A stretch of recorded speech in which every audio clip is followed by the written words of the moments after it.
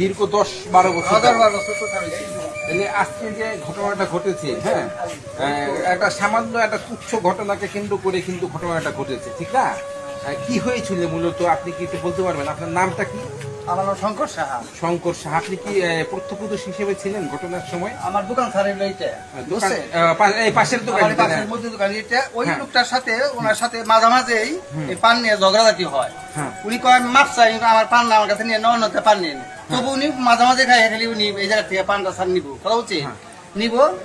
আজকের ঘটনা হলো কি, পান নিচ্ছে 30 টাকা, দিচ্ছে 10 টাকা, বলছে আমি পান বাকি দিতে পারবো না। এই কথা করবার টাস্টে একটা চর দিয়ে বসে, চর দেওয়ার পরে উনি করছে নাই মাইছে, নাই মারার পরে ওনার যে কলারটা ধরছে না, কলারটা ছাড়ে না, তারপর পাও দিয়ে লাত্তি মারছে কথা বলছেন। মানে বেজাকে লাত্তি মারে পরে উনি পরেই শেষ হয়ে গেছে।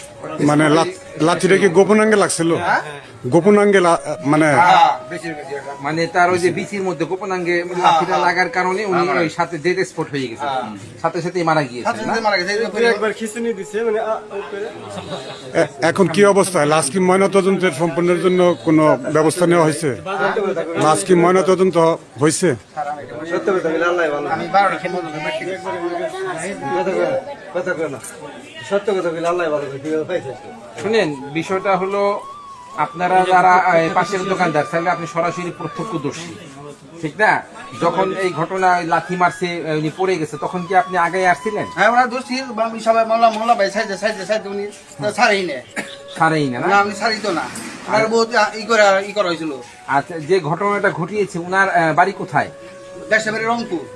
না, উনি তো মারাই গেলেন, আর যে ব্যক্তি ঘটনাটা ঘটিয়েছেন উনার বাড়ি কোথায়? অর্থাৎ ইসামুল্লাহ এই এলাকায় কি মানে বাসা ভাড়া করে থাকে? যে ঘটনাটা ঘটিয়েছে নিজস্ব বাড়ি ঘর আছে? হ্যাঁ, ওনার নামটা কি বললেন? ইসামুল্লাহ। ইসামুল্লাহ। ওনার বাবার নাম আফামুল্লাহ। উনি ওনার বাড়ি কি এই যে কোথায়? ভাকুমের অধিবাসী উনি। উনি এই ঘটনাটা ঘটিয়েছেন, ঠিক না? আচ্ছা, ধন্যবাদ। আমি মোহাম্মদ শফিকুল ইসলাম বাদল, জাতীয় দৈনিক ৭১ বাংলা।